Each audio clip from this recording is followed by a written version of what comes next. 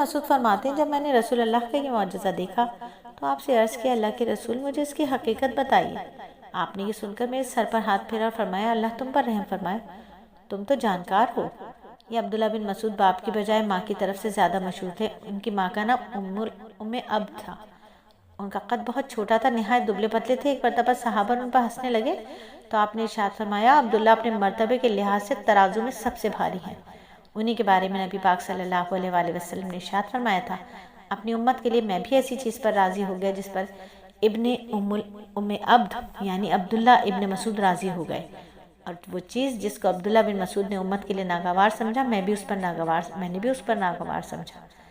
آپ ان کی بہت عزت کرتے تھے، انہیں اپنے قریب بٹھایا کرتے، ان سے کسی کو چھپایا نہیں کرتے تھے، اسی لیے وہ آپ کے گھر میں آتے جاتے تھے۔ نبی پاک صلی اللہ علیہ وآلہ وسلم کے آگے آگے یا ان کے ساتھ ساتھ چلا کرتے تھے، اور جب آپ غسل فرماتے تو یہی پردے کے لیے چادر تان کر کھڑے ہو جاتے تھے۔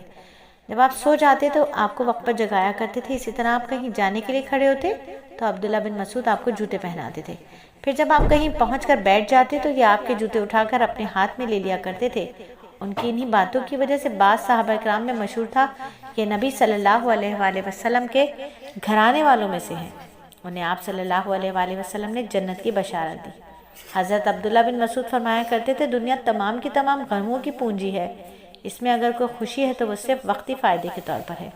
حضرت عبداللہ ابن مسعود کے بعد حضرت عثمان ابو ذر غفاری ایمان لے کر آئے۔ انشاءاللہ اگلے ہفتے اسی حلقے میں ہوں گے جس کا نام ہے سیرت مصطفیٰ کی روشنی، قسط نمبر 51 کے ساتھ۔